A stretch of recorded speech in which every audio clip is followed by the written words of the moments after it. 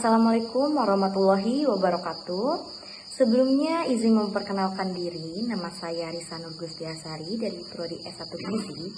Di sini saya akan menjelaskan mengenai apa itu stunting. Kalian pasti bertanya kan, apa sih stunting itu? Jadi guys, definisi stunting itu sendiri mengalami perubahan. Menurut WHO 2015, stunting adalah gangguan pertumbuhan dan perkembangan anak akibat kekurangan gizi kronis dan infeksi berulang yang ditandai dengan panjang atau tinggi badannya berada di bawah standar. Selanjutnya, menurut WHO 2020, stunting adalah pendek atau sangat pendek berdasarkan panjang atau tinggi badan menurut usia yang kurang dari di bawah 2 tahun, standar definisi SD. Pada kurva pertumbuhan WHO yang terjadi dikarenakan kondisi irreversibel akibat asupan nutrisi yang tidak adekuat dan atau infeksi berulang atau kronis yang terjadi pada 1000 HPK. Lalu, apakah balita pendek itu pasti stunting? Perlu diketahui bahwa tidak semua balita pendek itu stunting, sehingga bisa dibedakan oleh dokter anak. Tetapi anak yang stunting itu pasti sudah pendek. Dampak masalah stunting di Indonesia. 1. Dalam kesehatan.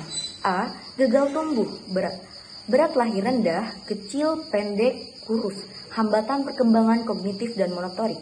B. Gangguan metabolik pada saat dewasa, resiko penyakit tidak menular yaitu diabetes, obesitas, stroke, penyakit jantung, dan lain sebagainya.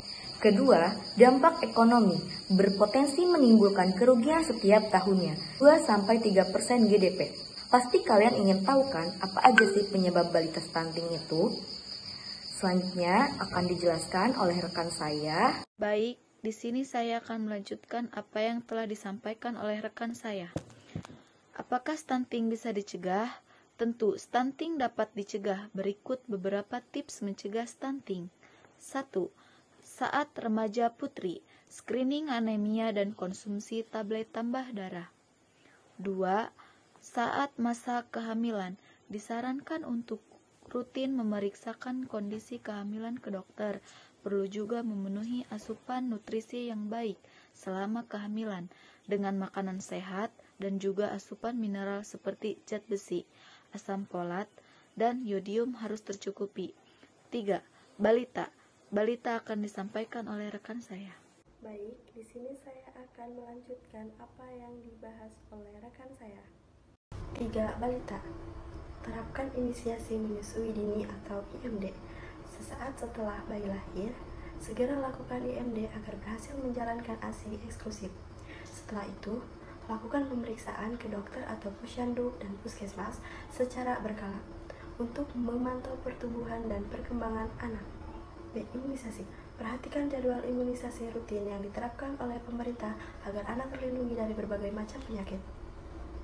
C. ASI eksklusif. Berikan ASI eksklusif sampai anak berusia 6 bulan dan diteruskan dengan MPASI yang sehat dan bergizi. 4. Gaya hidup bersih dan sehat. Terapkan gaya hidup bersih dan sehat seperti mencuci tangan sebelum makan, memastikan air yang diminum adalah air bersih, membuang air besar di jamban, sanitasi sehat, dan lain sebagainya. Bagaimana alurnya jika menemukan kasus gizi supaya dapat mencegah stunting? 1. Surveillance gizi dan penemuan dan pangan kasus atau posyandu puskesmas. 2. Pelayanan sekunder atau tersier memiliki SPA atau SPAK gizi tumbuh kembang, memiliki sarana dan prasarana klinik kasus tumbuh kembang. Terima kasih. Assalamualaikum warahmatullahi wabarakatuh. Nah, udah tahu kan apa aja penyebabnya dan bagaimana yang harus kita lakukan? Dan hanya itu yang bisa saya sampaikan. Sebelumnya, kurang lebihnya kami mohon maaf. Wassalamualaikum warahmatullahi wabarakatuh.